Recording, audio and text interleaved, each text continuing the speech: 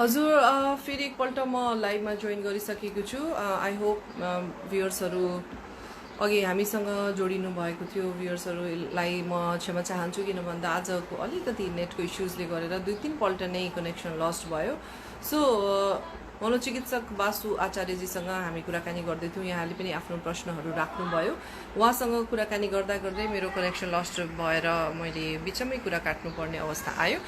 त्यो कारणले गर्दा सन्देश छेत्रीजीले वेलकम ब्याक भन्नुभएको छ। हजुर थ्याङ्क यू सो मच। म वासुजीसँग कनेक्ट हुने कोसिस गर्दैछु। ओके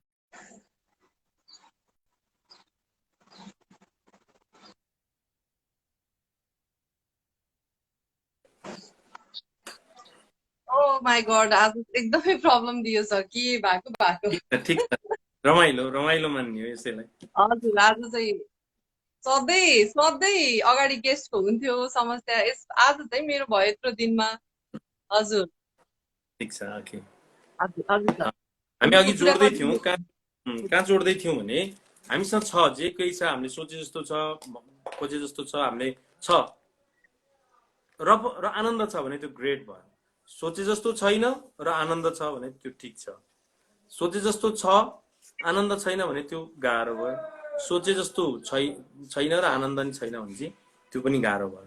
हाम्रो सम्पत्ति छ, धन छ, दौलत छ, बनाएको छ, दुनियाँमा जे केही छ र त्यसलाई शान्ति छ भने त्यो ठिक छ है। तर छैन र पनि शान्ति छ भने त्यो पनि ठिक छ। शान्ति छैन भने त्यो गाह्रो भयो। छैन र त्यसलाई शान्ति पनि छैन भने त्यो गाह्रो भयो। त्यस कारण मैले के भन्नु खोजेँ भने कसैको हुँदैमा या नहुँदैमा शान्तिलाई चाहिँ डिस्टर्ब गर्दो रहेछ है। खुसी हुनलाई चाहिँ कसैले डिस्टर्ब गर्दो रहेछ। पैसा होस्, भने जस्तो होस्, जब होस्, ब्याङ्क ब्यालेन्स होस्, साइन्सको उसको सबै उसले जे सोच्यो त्यो टक टक टक पुरा होस् या नहोस्, उसको सोच्ने तरिकामा चाहिँ सजिलो छ भने सबैलाई सजिलो हुन्छ। नत्र तपाईँको जो जो पीडा हुनेहरूको आधारमा त भने जस्तो नहुनेहरूलाई त सबैलाई गाह्रो हुनुपर्ने नि त। भने जस्तो नहुने सबैलाई डिप्रेस हुनुपर्ने, भने जस्तो नहुनेहरू सबै रुवाबासी हुनुपर्ने भने छैन नि त। हेर्नु त, यसो एनालाइसिस गर्नु त। भने जस्तो नहुनेहरूलाई ठिक छ नि भने के बुझ्नुपर्ने चाहिँ भने जस्तो नहुँदा पनि ठिक मान्ने त हुँदो रहेछ त। किनभने त दुनियाँ खुसी भइराखेको छ भने म मात्रै किन टाउको दुइराख्नु पर्ने भनेपछि चाहिँ अनि भने जस्तो बनाउन सजिलो हुन्छ। नत्र पहिल्यै आफूलाई भने त्यसपछि त पहल त छोड्नु हुँदैन। किन आफ्नो आफ्नो इच्छा, आफ्नो गोल सेट गरेको, आफ्नो रहरहरू, आफ्ना भनाइहरू, आफूले यत्रो दुनियाँमा केही गर्छु भनेर अगाडि आइसकेपछि जस्तो सुकै परिस्थितिमा आफूलाई डिल गर्न सक्ने बन्नु चाहिँ मानसिक रूपमा स्वस्थ हुनु हो। जब अप्ठ्यारो सजिलो परिस्थितिमा त दुनियाँ खुसी हुन्छ नि। सजिलो परिस्थितिमा त यो दुनियाँ खुसी हुन्छ। खुसी कस्तो अवस्थामा हुनु पर्यो? लकडाउनको स्थितिमा, आफूले भने जस्तो नभएको स्थितिमा, आर्थिक अवस्था कमजोर भएको स्थितिमा, आफूले गोल सेट गर्दाखेरि त्यो प्राप्ति नभएको स्थितिमा खुसी हुन ट्राई गर्नु चाहिँ असल र सजिलो व्यक्तित्व हो। अब यहाँ अलिकति म थोरै जोड दिन्छु। मान्छेलाई कस्तो मान्छेलाई कस्तो भोक लागेको छ कि सफलताको भोक लागेको छ, यहाँ पुग्न लाग्नु नि पर्छ। तर ऊ यहाँ छ, यो स्टेपमा छ। स्टेप चाहिँ हेर्नु है। अब ऊ यहाँ छ भने यहाँ जान पो ट्राई गर्नुपर्छ त। यहाँ पो जाने, यहीँ इन्जोय गर्ने हो नि त। यहीँ सिक्ने हो, यहीँ दुःख पाउने, यहीँ सुख पाउने हो। अब यहाँ छ, यहाँ पुग, यहाँ जा, यहीँ रमाउने हो। उसले यो त कहिले काहीँ सम्झिने हो। यहाँको उद्देश्य कहिले काहीँ झलास झुलुस पो त। त्यसैलाई मात्रै टाउको दुखायो भने त यहाँ पुग्दाको मजै आउँदैन। यहाँबाट यहाँ पुग्दा उसलाई मजा आउँदैन, किनभने उसलाई त यहाँको टाउको दुखाइ छ नि त। याद गर्नु है, यहाँको टाउको दुखाइ छ भने यहीँ मजा आएन नि। यो त चुस्सै यसो मनन मात्रै गर्ने, 3 दिनमा एकचोटि म खत्रै हुने हो पो त। त्यतिखेर खै भएको, खै कतिखेर ऊ पुगिसक्यो ठाउँमा म छैन, के भएको हो? यहाँका दुःख सुख सङ्घर्ष ज्ञान विवेक रमाइलो खुसी उत्साह उमङ्ग यहाँ जाने, फेरि यहाँ पुग्छ, ठिक छ, यहाँ पुग्छ, मजा आइरहेको छ। उसले के सोच्छ भने उसले त्यहाँ पुगेपछि मजा आउँछ भनेर सोच्छ क्या खास। याद गर्नु है, त्यहाँ पुगेपछि मजा आउँछ भन्ने हुन्छ। खास त्यहाँ पुगेपछि मजा चाहिँ आउँदैन, किनभने यहाँ मजा लिनेले यहाँ पनि मजा लिन्छ, यहाँ मजा नलिने यहाँ पनि कहाँ मजा लिन्छ र उसलाई फेरि यहाँ अर्को आवासी भइहाल्छ नि। हो, त्यसकारण साना साना विषय वस्तुमा खुसी हुन खोजेपछि हामी जस्तो सुकै परिस्थितिमा रिजल्ट पनि राम्रो निकाल्न सक्छौँ, खुसी पनि हुन सक्छौँ र दुनियाँलाई खुसी दिन नि सक्छौँ। अनि हामी जन्मे अर्थ त्यही त हो, खुसी पनि हुने, खुसी पनि दिने र अप्ठ्यारो परिस्थितिमा केही फरक नपर्ने गरेको बन्ने। यो अवस्थामा हिँड्यो भने जस्तो सुकै परिस्थितिलाई डिल गर्न सकिन्छ। हजुर हजुर।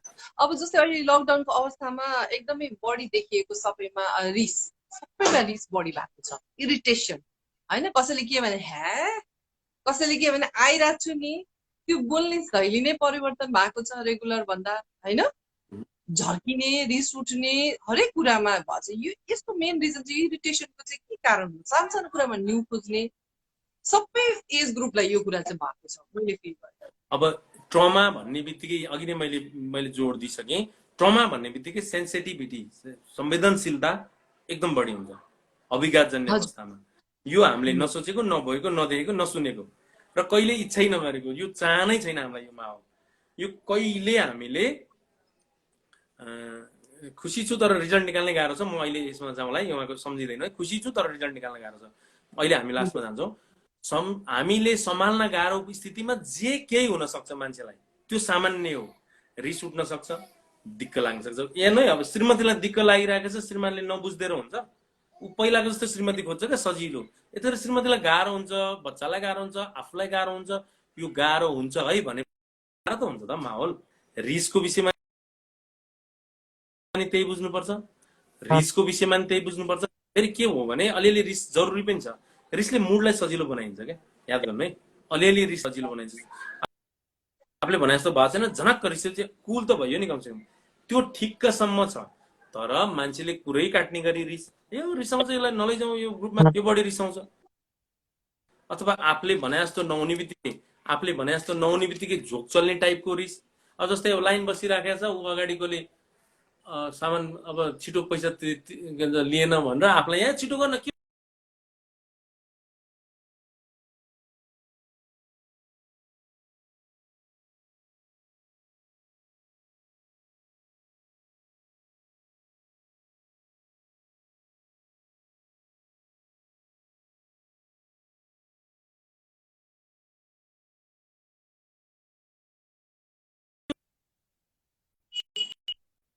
सूचना दिउँ है, अनि म बोल्छु।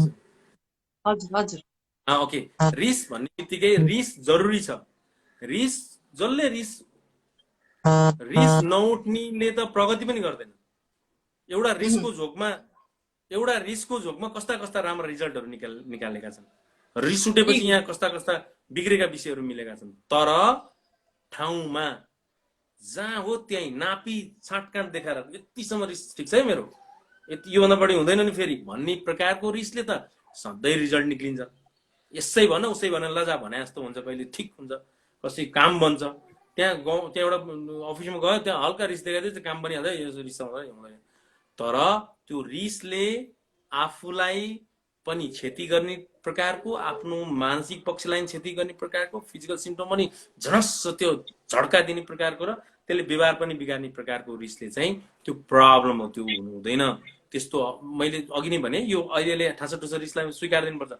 साथीले पनि स्वीकार दिनुपर्छ, परिवारले पनि स्वीकार दिनुपर्छ, बच्चाले पनि स्वीकार दिनुपर्छ, बच्चाको हामीले पनि स्वीकार दिनुपर्छ। किनभने यो अहिले हामीले नभने जस्तो स्थिति हो। तर रिसको मात्रामा बढ्यो भने तपाईलाई चाहिँ मान्छेले एउटा शब्दले तपाईँको रुवावासी गरिदिन्छ। एउटा शब्दले। किन तपाईँ त रिसाउने मान्छे, उसलाई थाहा छ रिसाउने मान्छेलाई यो भनिदिन्छ फ्यास छ भनिदिएपछि उसलाई छुनै पर्दैन, हान्नै पर्दैन। यो चुस एउटा शब्दले गराइन्छ। हेर्नु त कति सेन्सिटिभ तपाईँ। यो उहाँ जो मैले रिसको विषयमा बोल्नेहरू कति सेन्सिटिभ हुन्छ त मान्छे। कसैको एउटा शब्दले उसलाई डिस्टर्ब गरिदिन्छ भने ऊ कसरी बेस्ट हो त? ऊ त बेस्ट हुनै सकेन नि त। ऊ आफूले बेस्ट मान्छ, तर कसैको एउटा शब्दले उसलाई रिस उठाइदिन्छ भने चाहिँ के बुझ्ने, मनन गर्न नि जान्नु पर्ने रहेछ। मेरो रिस त मेरै कारणले उठ्ने रहेछ नि त। मेरो रिस मैले चाहे उठ्ने रहेछ, नचाहे नउठ्ने रहेछ। किनभने मेरो बोसको अगाडि त रिसाउन सक्दिनँ, फायर गरिदिइहाल्छ भोलिपल्ट। जति रिस मेरो वाइफको अगाडि रिसाउँछु, त्यो रिस त मेरो बोसको अगाडि निकाल्न सक्दिनँ भने चाहिँ मैले चाहँदैमा रिस कम हुँदो रहेछ त। नत्र बोसको अगाडि त्यति रिस उठ्दा नि किन नरिसाएको त म? मेरो वाइफलाई सानो शब्द म किन रिसाएको? भनेपछि त्यो हामीले कन्ट्रोल गर्न सक्छौँ। आफूले कन्ट्रोल गर्न सक्नुपर्छ, होइन कन्ट्रोल गर्न जान्ने सक्नुपर्छ त हो। सक्नुपर्छ त हुनै हो नि, सक्नै पर्छ। तर सकेको छैन नि।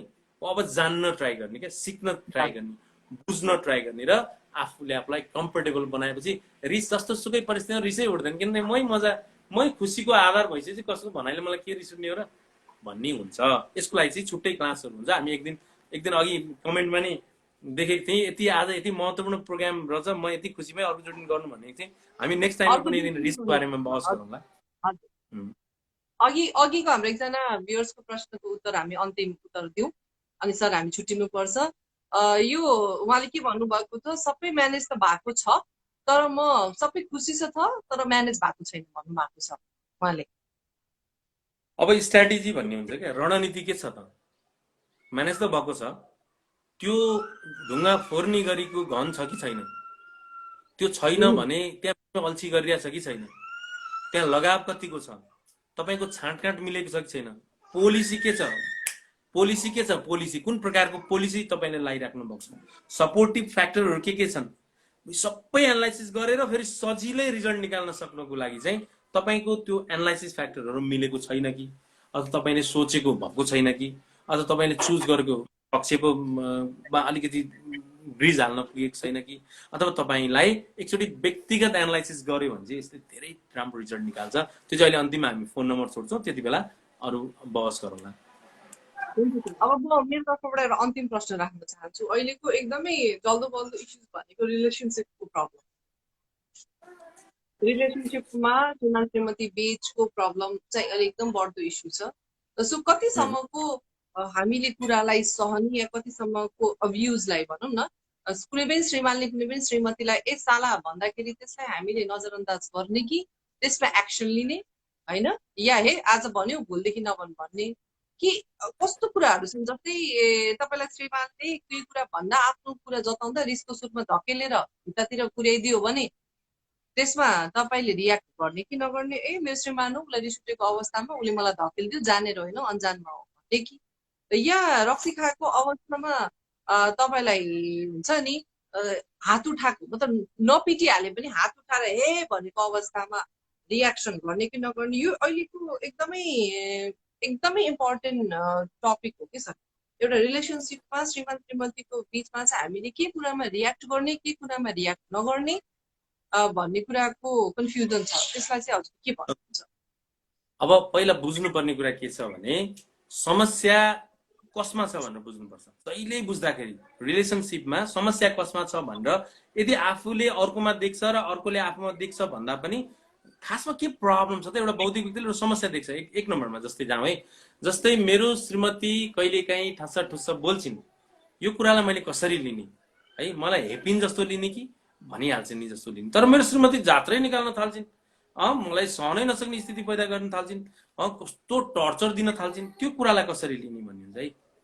त्यस्तै हक श्रीमानको नि त्यो छ। यदि श्रीमतीको प्राय श्रीमान र श्रीमती बीचको अन्डरस्ट्यान्डिङमा प्रब्लम हुनु भनेको अज्ञानताले हुन्छ। एउटा अज्ञानताले हुन्छ, एउटा दुईजना मध्ये एउटामा मानसिक समस्या छ भने हुन्छ, याद गर्नु है। अर्को दुईजना मध्ये एकजनाको चाहिँ नियतै खराब छ भने हुन्छ। यसलाई त टर्चरै गरेर राख्नुपर्छ, यो त खुट्टाकै पैतालाकै माटो भन्ने सोच छ कि दुईजना मध्ये एकजना मानसिक समस्याले ग्रसित छ कि, जो थाहा हुँदैन क्या। फेरि कस्तो हुन्छ भने जेलोसी डिल्युजन भन्ने यति डरलाग्दो डिल्युजन हो, त्यसले चाहिँ शङ्का मात्रै गर्छ। अनि अर्को समस्या कसैले उचालिराखेको छ कि, कुनै गलत भनिदिएको छ कि है, कसैको आधारले गलत भनिदिएको छ कि, कतिको अब जेलोसी हो डिल्युजन अर्कै, फेरि अर्को प्रगतिमा चलिराखेको छ कि, फेरि म सकिरहेको छैन, मेरो श्रीमानको प्रगति एकदम राम्रो भएको छ र मेरो श्रीमतीको प्रगति एकदम राम्रो भएको छ, कुन स्ट्राटेजी छ? यी सबै विषयवस्तुहरू याद गरेर एउटा केसमा त श्रीमतीले धेर पढ्यो भनेर डिभोर्स दिने भनेर आएको थियो एउटा काउन्सिलिङको लागि। त्यो मलाई किन काउन्सिलिङ चाहिन्छ, मलाई जरुरी छैन भने चाहिँ भित्र चाहिँ के रहेछ भने श्रीमतीले धेर पढेको रहेछ, पढ्न भन्छ अनि छोड भनेर चाहिँ एकचोटि नमानिदिएको रहेछ। नमानिदिएपछि झन् उसलाई निद खराब भएको रहेछ। यो स्थिति भनेको मतलब अब उसको सोच्ने तरिका कमजोर छ कि, उसको मानसिक समस्या छ कि, उसको भनेको त्यो मध्ये एउटाको उसको एटिच्युडमा प्रब्लम छ कि, उसको स्वभाव हुन्छ नि, कसैको क्रूर स्वभाव हुन्छ कि, श्रीमती भनेका चाहिँ मैले अघि भनिनँ त्यो स्वभाव छ कि, अर्को कुरा भने कसैको अन्डरस्ट्यान्डिङमा कसैले गलत तरिकाले व्याख्या गरेको छ कि, कसैको नियतै खराब छ। यो नियतै खराब हुनेले चाहिँ याद गर्नु, नियतै खराब भनेको चाहिँ के भने श्रीमतीले डिभोर्स गर्दै म अर्कोसँग श्रीमानसँग अर्को श्रीमती ल्याउन सक्थे होला, त्यस्तो पनि हुन्छ। धेरैको यस्तो छ नियतै खराब हुने, तर त्यो चाहिँ अहिले कस्तो छ भने नियत खराब भन्न पनि मिल्दैन। यस्तो केसमा फेरि बाहिरतिर चाहिँ नियत खराब भन्न मिल्दैन, यो मेरो इच्छा भन्छ भनिएको छ बाहिरतिर चाहिँ। तर हाम्रोमा चाहिँ नियतै खराब देख्नुपर्छ यस्तो स्थितिमा। यो आधारमा चाहिँ उसलाई याद गर्नुपर्छ। यदि उसलाई मानसिक समस्या छ भने उसलाई मानसिक समस्या समाधान गर्न चाहिँ ट्राई गर्नुपर्छ। साँच्चीकै हो यो कि श्रीमती अरूसँग लागेको शङ्का गर्ने, अब श्रीमती चेक गरिराख्ने मोबाइल कहाँ छ, यतिखेर कहाँ छ तिमी, खोइ भिडियो देखाउ त, भिडियो देखाउ त, कहाँ छ एकचोटि हेरौँ, त्यो पछाडि हेरौँ। एउटा केस त बसमा यतिसम्मको डिल्युजन उसलाई कि बसमा अब मानौ डुम्रे जानुपर्ने, श्रीमतीले भिडियो कल गराइदिनु पर्ने, यी हेर्नु, अनि साइडमा देखाऊ, साइडमा, अनि अर्कोपट्टि पनि देखाऊ, ए तिमी उतापट्टिको मान्छे केटा परेछ, तिमी पछाडि जाऊ, केही भएन पछाडि सिट खाली छ, उता पछाडि जाऊ, किनभने ऊ त्यो यहाँ त कोही महिलै परेछ नि ठिक छ, पल्लोपट्टि केटा परेछ किन यसरी त हेर्न सक्छ नि तिमीलाई भन्नेसम्मको पीडा। यस्तो स्थिति, यो स्थितिमा हेर्नु त कस्तो गाह्रो, यस्तो असहज, यस्तो छटपटी, भ्रमै भ्रम। फेरि श्रीमतीहरूले नि गर्छन् है, फेरि श्रीमतीको नि हुन्छ नि, नियतै खराब छ भने त गर्नु पनि पर्छ। फेरि श्रीमानजी रक्सिया रहिरहेछ कहाँ खाली 10तिर कोही केटीसँग गफ गरेर चाहिँ मेरो मिटिङ हो भनिराखेको छ भने कतै यहाँ गाह्रो छ है। च्याटिङहरू मिस्यु सिस्यु यता आई लभ यु टाइपका आएका छन्, के हो यो अचम्म भन्नु पनि पर्छ। तर होइन, त्यस्तो स्थिति छैन। सही स्ट्राटेजी लागिरहेको छ, प्रगतिको लागि एकदमै राम्रो राम्रो रणनीतिहरू लागिरहेको छ, सँगै मिलेर जाउँ न भनिरहेको छ, हिँड न तिमी पनि आऊ न भनिरहेको छ होइन। भने चाहिँ के हो, उसको डिलुजन हो है, त्यो म्यानेज गर्नुपर्छ भन्ने हुन्छ। अनि अर्को कुरा, यी सबै विषयवस्तुहरू त्यो इन्डिभिजुअल जो पीडितलाई सबै एनालाइसिस गर्यो भने चाहिँ सबै सजिलो हुन्छ, एकदमै आनन्द हुन्छ, एकदमै कुल बनाउन सकिन्छ। मेरो श्रीमतीको स्वभाव मैले नबुझेसम्म मेरो श्रीमतीलाई माया दिन नि सक्दिनँ। मैले श्रीमतीको स्वभाव, बानी, बेहोरा, मेरो छाँटकाँटहरू, उसको भनाइ भन्ने तरिका मैले मजाले बुझिनँ भने त्यो डिभोर्स हुन्छ नै। र अर्को कुरा याद गर्नुहोस् है, जहिले डिभोर्स याद गर्दा, जो कोहीले अब यस्तो स्थितिमा डिभोर्स हुन सक्ने सम्भावना छ, डिभोर्स याद गर्दाखेरि सजिलो हुन्छ भने डिभोर्स गर्नुपर्छ। डिभोर्स गर्दाखेरि सजिलो हुँदैन भने डिभोर्स गर्नै हुँदैन। सजिलो उसलाई पनि हुनु पर्यो र आफूलाई पनि हुनु पर्यो, चाहे श्रीमान होस् या श्रीमती होस्। सजिलो छ, ठिक छ, कम्फर्टेबल छ, राम्रो गर्न सक्छ। यदि उसले डिभोर्स पछि उसको बिजोग हुनेवाला छ भने त्यो डिभोर्स गर्न पनि हुँदैन, कुर्नुपर्छ, प्रतीक्षा गर्नुपर्छ, उसलाई सजिलो माहौल बनाइदिनुपर्छ अनि डिभोर्स गरिदिनुपर्छ। किनभने उसलाई पनि त उसको पनि त जिन्दगी हो, ऊ पनि त सजिलो बाँच्नुपर्छ। यदि बच्चा भएको छ भने त उसको बच्चाको पनि त मम्मी हो, श्रीमानले डिभोर्स गर्न ट्राई गरेको छ भने, अथवा श्रीमतीले ट्राई गरेछ भने उसको पनि त बाबा हो ऊ। त्यसमा उसलाई सबैले सजिलो बनाइदिएर कम्फर्टेबल तरिकाले डिभोर्स गर्नु जरुरी छ। किनभने ट्राई गर्ने हो सकिँदैन, ट्राई गर्ने हो सकिँदैन, अझै ट्राई गर्ने हो सकिँदैन भने अनि छोड्ने हो, त्यो पनि एउटा उपाय, डक्टर सिगमन्ड फ्राइडको सूत्र हो। तर यसो भन्दैमा फेरि के चाहिँ हो भने, काउन्सिलिङ नगराइकन यसरी डिभोर्स दर्ज गर्नु, फाइल गर्नु पनि हुँदैन। जो कोही डिभोर्सको लागि धेरै आउँछ हामीसँग, त्यस कारण यस्तो अवस्थामा चाहिँ यो म्यानेज गर्नुपर्छ। मैले मेरो यो आजलाई यही भने। Okay, thank you Aman sir. हाम्रो एकदमै आज रमाइलो कुराकानी भयो, धेरै इन्फर्मेटिभ भयो। र जाँदा जाँदै कन्ट्याक्ट नम्बर धेरैले खोजिरहनु भएको छ, कन्ट्याक्ट नम्बर के थियो? मेरो क्लिनिक चाहिँ हामी साइकोलोजिकल ट्रिटमेन्ट प्र्याक्टिस गर्छौँ। हामी क्लिनिक 3 कुनेमा छ, 0141111877 हाम्रो क्लिनिकको नम्बर हो। यो चाहिँ हामीले भूकम्प पश्चात हामीले नेपालमा क्लिनिक प्र्याक्टिस गरेको हो, मनोविश्लेषण केन्द्र नेपाल। मेरो व्यक्तिगत नम्बर चाहिँ मेरो व्यक्तिगत नम्बर चाहिँ 9851177320 छ। भाइबर, इमो, व्हाट्सएप, बुटेम सबै यसैमा छ। मेसेन्जर हजुरले टाइप गर्दिछु न, म टाइप गर्छु। 98 कति भन्छु? 98511511 77320 77320 मैले हाल्दिएँ हाम्रो। अब जाँदा जाँदै मान्छेलाई मानसिक समस्या हुने सम्भावना धेरै छ। यो कोभिड-19 को केसले र कोरोनाको संक्रमण र लकडाउनको केसले त अब मानसिक समस्या बढ्छ, यति नै बढ्छ, धेरै बढ्छ। म थोरै बोलिहाल्छु। एन्जाइटी हुन्छ यतिखेर, डिप्रेसन हुन्छ यतिखेर, एन्जाइटी पनि जनरलाइज एन्जाइटी डिसअर्डर हुन्छ। जनरलाइज एन्जाइटी डिसअर्डर भनेको हरेक कुरामा चिन्ता, ला सक्यो अब बर्बाद भयो, के हो कसो, गाह्रो, चिन्तै चिन्ता, पैसा के अरे भन्छ, भविष्यको चिन्ता, बच्चाको चिन्ता, श्रीमानको चिन्ता, श्रीमतीको चिन्ता, पैसाको चिन्ता, देशको चिन्ता, माहौलको चिन्ता, कोरोनाको चिन्ता, खालि उसको कामै चिन्ता गर्ने हुन्छ, जनरलाइज एन्जाइटी डिसअर्डर। अर्को हुन्छ पेनिक डिसअर्डर, ला अब सिद्धियो, अब अहिले 2-3 सेकेन्ड भित्रै मर्छु होला, हार्ट एट्याक हुन्छ होला, घटना घट्छ होला, कोरोना संक्रमित भइसक्यो होला, ल अहिले त्रास पेनिक डिसअर्डर भन्छ, ओसिडी भन्छ, दोको दुई सफा गरेको गरे, हेरेको हेरे, 10 तिर छोको छोइ भयो, सुनेको सुनै, त्यो अब्सेसिभ कम्पल्सिभ डिसअर्डर हुन्छ। अनि पोस्ट ट्रमेटिक स्ट्रेस डिसअर्डर हुन्छ, अभिघात जन्मेपछि एउटा तनाव हुन्छ अब मान्छेलाई, त्यो पिटिएसडी भन्छ, त्यो एउटा एन्जाइटी हो। सोसल एन्जाइटी हुनसक्छ किनभने मान्छे अब सोसलाइज हुनलाई गाह्रो छ, समाजसँग जान सक्दैन, सोसल एन्जाइटी हुन्छ। अब सेपरेसन एन्जाइटी हुन्छ, घरबाट बाहिर निक्लेपछि छटपट्टि हुने समस्या सेपरेसन एन्जाइटी। अब फोबिया हुन्छ, अब कुनै चिजहरूदेखि डर लाग्न सक्छ। एगोरोफोबिया हुन्छ, अब डरलाग्दो ठुल्ठुला चिजदेखि डर लाग्न सक्छ, हो एन्जाइटी। यो न्युरोसिस केस हो, सामान्य केस हो, समाधान हुन्छ। यस्तो अवस्थामा डिप्रेसन हुनसक्छ, अलिक कसैलाई अब साइकोटिक फिचर नभएको डिप्रेसन हुनसक्छ, कसैलाई साइकोटिक फिचर नै भएको डिप्रेसन हुनसक्छ। दिक्क लाग्ने, उराहट लाग्ने, उदास लाग्ने, नमज्जा आउने, दुखी हुने र सुसाइड गर्न प्रेरित गर्ने, एकदम केही सोचै नआउने, केही गर्नै मन नलाग्ने, केही व्यवहार पनि तहस नहस हुने डिप्रेसन। अर्को डिस्थाइमिया त अब लामो 2 वर्षसम्म हुन्छ, मन्द दुखी तर मन्द दुखी, 2 वर्ष 3 वर्षसम्म दुखी, तर दुखी चाहिँ दुखी, गरेको छ यसो घिस्री पनि गरिरहेको हुन्छ तर दुखी हुन्छ। डिस्थाइमियाको पनि यसले स्टार्ट गर्न सक्छ। अनि यतिखेर एडजस्टमेन्ट डिसअर्डर हुन्छ है। एडजस्टमेन्ट डिसअर्डर भनेको एडजस्ट हुनै नसक्ने, घरमै एडजस्ट हुन नसक्ने, माहौलमै एडजस्ट हुन नसक्ने, टिक्नै नसक्ने, छटपट हुने, कहाँ जाउँ कहाँ गएर हाम फाल्नु जस्तो हुन्छ। यतिखेर कतिलाई त भगवान् कहीँ जान नि छैन, बाहिर गयो नि घरकाल रिस गर्छन्, पुलिसले नि त्यता लखेटिहाल्छ, कहाँ के गरौँ, कतिलाई त सुसाइड आइटम गरौँ कि जस्तो पनि हुन्छ नै। फेरि एडजस्टमेन्ट प्रब्लम यति डरलाग्दो प्रब्लम हो जो टिक्न विशेष गरी महिलालाई हुन्छ। यो महिलालाई 2, पुरुषलाई 1 हुन्छ यसमा जहिले डिप्रेसन र यो चाहिँ महिलालाई 2 किनभने यतिखेर महिलालाई याद गर्नु है, हिंसाको लागि जोड दिनु भयो नि, हिंसा एडजस्टमेन्ट प्रब्लमको झन् महत्त्वपूर्ण आधार हो।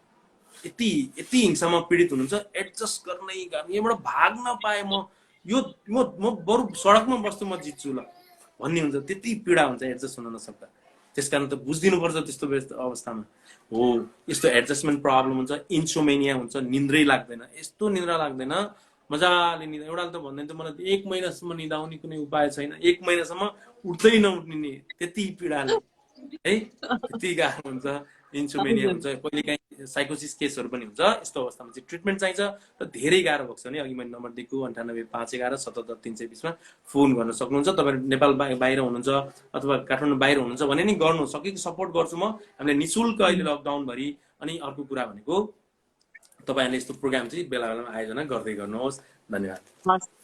थ्याङ्क यू बासु सर, एकदम खुसी लाग्यो यहाँले आजको इन्स्टा जोइन गरिदिनु भयो, त्यसको लागि थ्याङ्क यू। आजको हाम्रो भ्युअर्सहरूलाई पनि धेरै धेरै धेरै इन्फर्मेसन पाउनुभयो होला, धेरैको प्रश्नको उत्तर दिने हामीले प्रयास पनि गर्यो। यहाँलाई धेरै धेरै धन्यवाद, थ्याङ्क यू सो मच। अब हामी छुट्टिन्छौँ। हस्, धन्यवाद।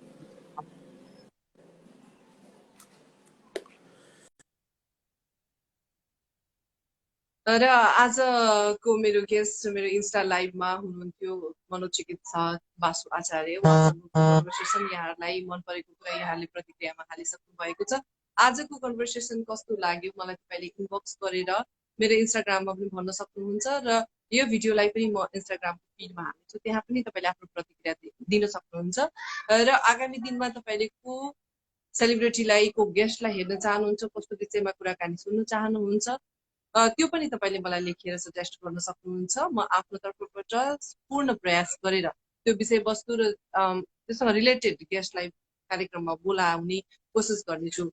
मैले सधैँ नै इन्स्टा लाइभ सुरु भएदेखि नै इन्टरटेनमेन्ट सेक्टरका विभिन्न कलाकारहरूलाई ल्याएर उहाँहरूको जीवनीको बारेमा, उहाँहरूको इच्छा आकाङ्क्षा चाहना स्ट्रगलको बारेमा तपाईँहरूलाई जानकारी गराइरहेको थिएँ। तर आज विषयवस्तु अलिक छुट्टै मैले राख्ने प्रयास किन पनि गरेँ भन्दा लकडाउनको अवस्थामा छौँ हामी, मेन्टल हेल्थको कुरा भनिरहेको छ। हामीले सधैँ सबैलाई पनि भन्ने गर्छौँ, आफूलाई पनि भन्ने गर्छौँ हामी मेन्टली कुल हुनुपर्छ, हामी टेन्सन लिनु हुँदैन भनिरहेका छौँ। तर कसरी आफूलाई हामीले कुल राख्ने, मेन्टली हामी कसरी स्ट्रङ हुने भन्ने कुराको जानकारी आज हामीले बासु सरले गराइसक्नु भएको छ। यसबाट यहाँहरूलाई पनि अवश्य फाइदा पुगेको होला। यस्तो सेसन तपाईँ फेरि सुन्न चाहनुहुन्छ भने, फेरि लाइभमा जोइन गर्न चाहनुहुन्छ भने अनि मलाई सजेस्ट गर्न सक्नुहुन्छ। म अर्को हप्ता फेरि यस्तै किसिमको इन्फर्मेसन लाइभ तपाईँहरूको सामु लिएर आउँछु। भोलिको मेरो लाइभमा मसँग जोडिन आउँदै हुनुहुन्छ नेपाली मुभी इन्डस्ट्रीकी एकदमै चर्चित नायिका। उहाँ को हुनुहुन्छ उहाँको नाम म अहिले भन्दिनँ, उहाँको नाम भोलि बिहान म इन्स्टाको फिड र स्टोरीमा पोस्ट गर्नेछु। सो भोलि मेरो लाइभमा जोड्न नबिर्सिनु होला। भोलि हाम्रो नेपाली चलचित्र क्षेत्रबाट निकै नै बोल्ड एन्ड ब्युटिफुल, निकै नै चर्चित नायिका हुनुहुन्छ यो सस्पेन्सको साथ म अहिले तपाईँहरूसँग बिदा चाहन्छु। भोलि 4 बजेदेखि 5 बजेसम्म मसँग जोडिन नबिर्सिनु होला। नमस्ते, stay safe, stay happy, stay beautiful, stay handsome.